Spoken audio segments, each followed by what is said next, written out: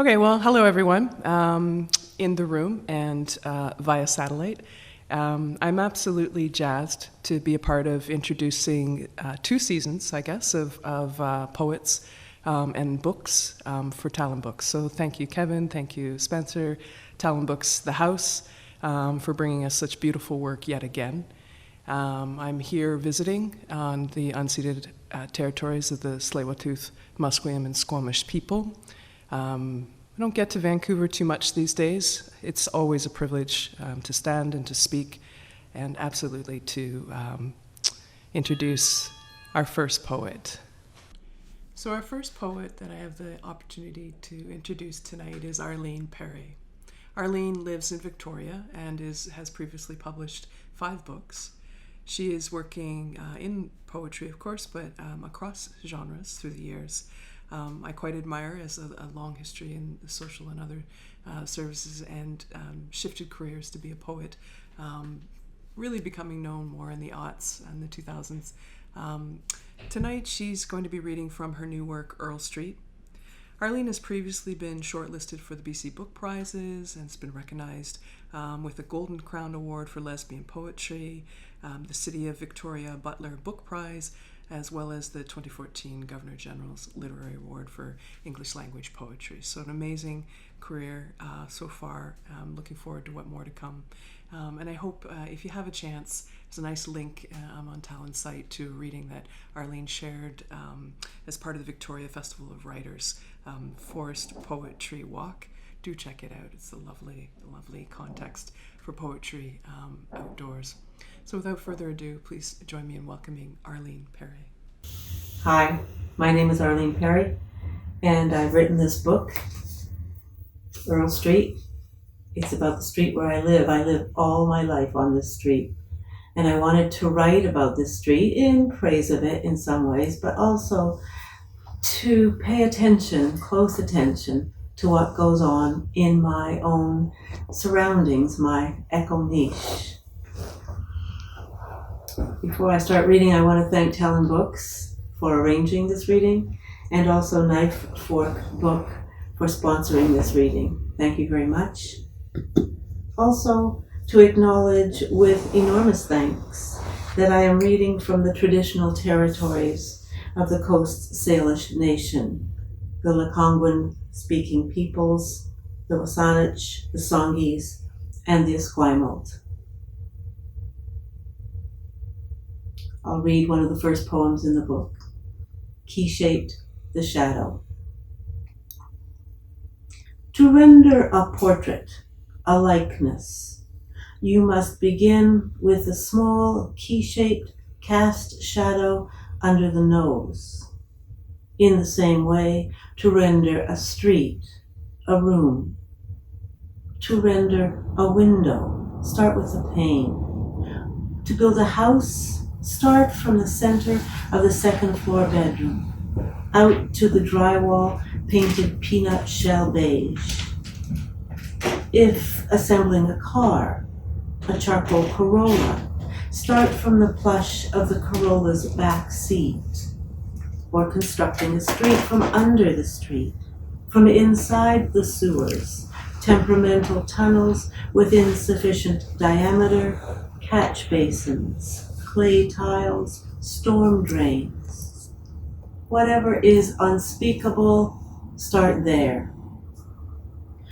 Whatever rises then to the top, to manhole covers inside and out, spreading topographical over the pavement, over the edges where lawns fringe the sidewalks.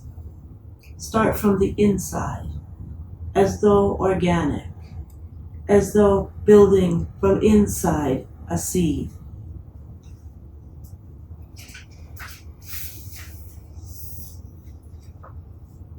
Blue moon enters the street from the southeast. In this chamber, I am a goshawk, listening. There are lamentations, limitations of sleep. The casement window opens out, but not wide. Lamentations lift up from the night pavement, disembodied, as if small animals, as if a midnight radio station somewhere offshore. Voices shift off and on, one pair, then another, a call-in show from Australia, grave opinions, weather systems, a sad book made into a movie, a balloon head on the end of a string, a blue moon at the end of the street, ruminations, the report of a death, someone I'll never know.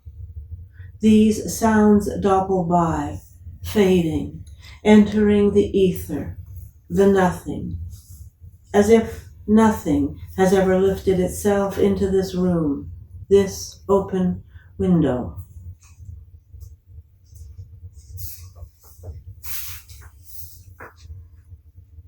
The next poem I'm reading has been written in the form of a haibun, which is a Japanese form of poetry, and I have maybe 8 or 9 haibun in this book, and they all praise a tree that sits outside my bedroom window on the street, and the tree's a Japanese tree. It's called a katsura.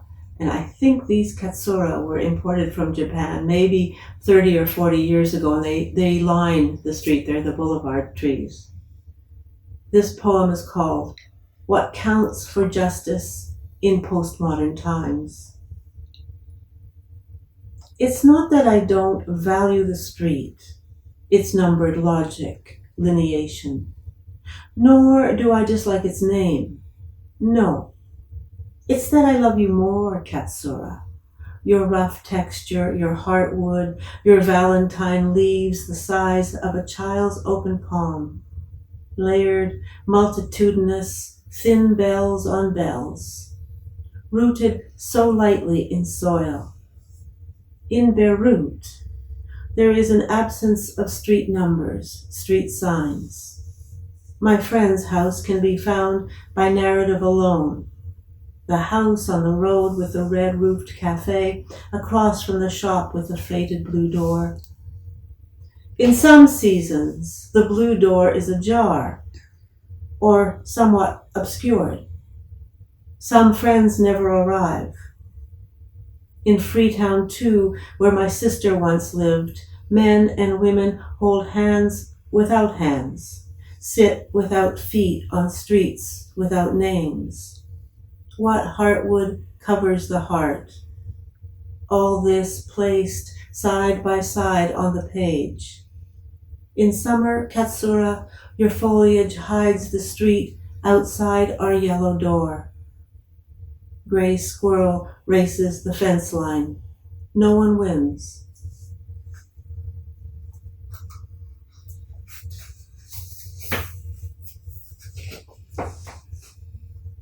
In the 4 a.m. I've written this poem for my wife, Chris Fox. The chorusing rain, so ravishing, we rush out of the house to make love. A before dawn, silvery love. The cupped radiance, streetlights bright as upswelling joy.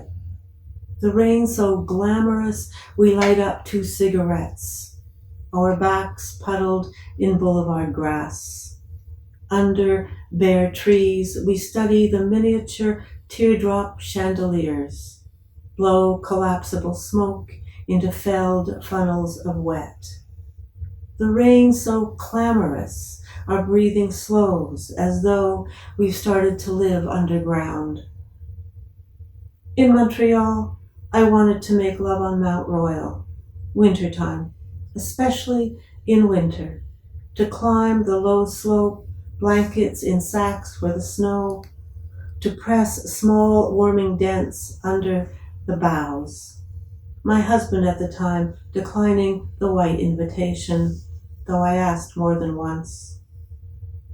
But tonight, this soft, fizzly falling, this rain insistent as pins, the contact unmistakable, murmurous, cool, the undertones, the universe falling again and again.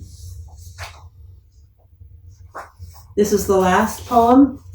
It's called After Breakfast Comes the Light. Droplets spangle the mid-panel of my bedroom window. Only the mid-panel, the rain shower that fast, precise. Beyond the window, hydro wires bisect the maple, tips thin to red. Beyond the maple, a quarter rainbow cliches the sky. The cliched sky is blue. Sun blinds, clears the sidewalk, saturates buds on the viburnum. Cars shine chrome, doors yellow. A man leaves his house in green trousers. The street washes itself in detail, almost too much to bear, the clarity, the hopefulness of it all. White trim partitions one house from another. To say the street below approximates perfection is to engage the imperfect. To say the line of rooftops reaches out towards infinity is to pin the eye to the horizon. A white dog at the end of a purple leash. A boy in a pink hat. The desire for the original must be the original sin, wanting all things new again. And yet, who can help it? Who refuses paradise when light comes after sudden rain? Thank you.